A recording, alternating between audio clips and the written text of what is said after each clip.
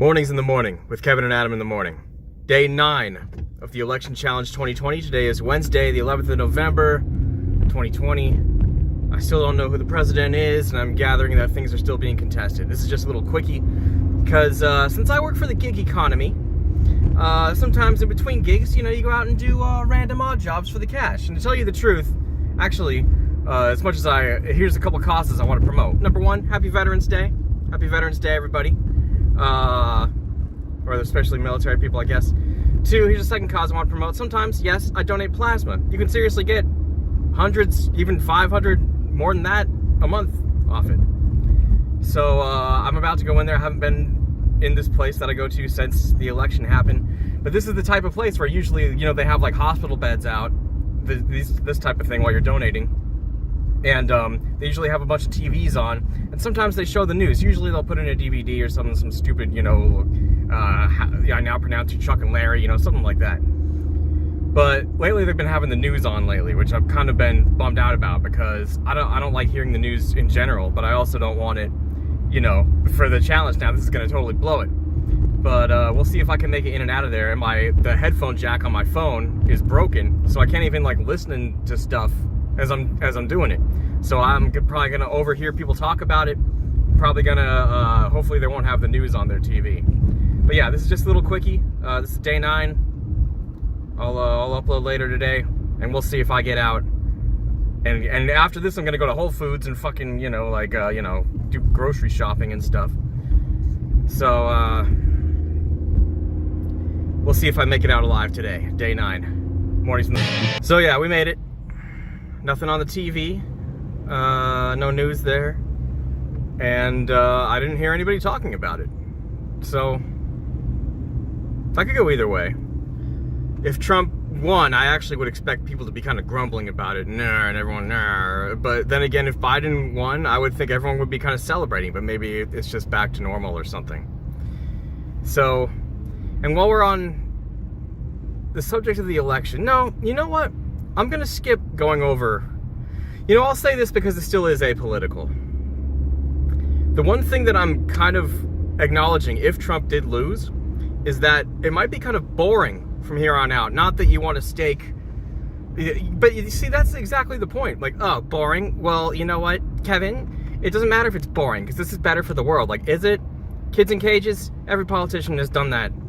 I'm sure Obama did it, and I'm sure Bush did it, and etc. The only difference now is that it's going to go back to the status quo if Trump really lost. Who's going to be the next Republican uprunner guy? Who's it going to be? It's just going to be a Scott Walker or a Ted Cruz or a Jeb Bush. It's just going to be more of the same now. You may be happy that Trump is gone if that is the case, but I don't know. I think some of you might miss him more than you realize. Or maybe you won't realize it, because you'll just be back to the slumber of career politicians. I mean, who's next for president? Dianne Feinstein? Or somebody who's been a career politician 20 years longer than I've been alive? So even if you're happy Trump lost, this is all I'm going to say about it, because I didn't support him, I didn't vote for him either, as you all saw. But I will say this.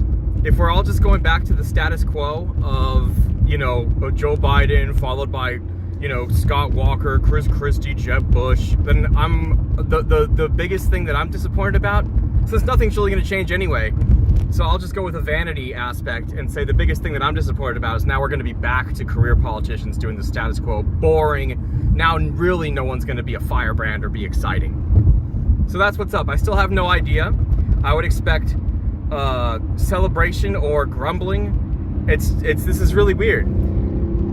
I nearly want to apologize for this Election Challenge 2020 not being more exciting, because to tell you the truth, while I'm doing a good enough job avoiding, throwing my phone out of my hands if I see something, if I'm scrolling, and I don't hear people talk about it or anything, it seems fairly mellow, and I'm a little disappointed about that. I wanted to have to really go out of my way to not know, but it seems like no one's really cares much anyway.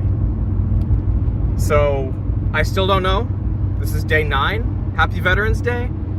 And this is a little quickie. We'll keep you updated with the Election Challenge 2020 as things go. And yeah, I still don't know.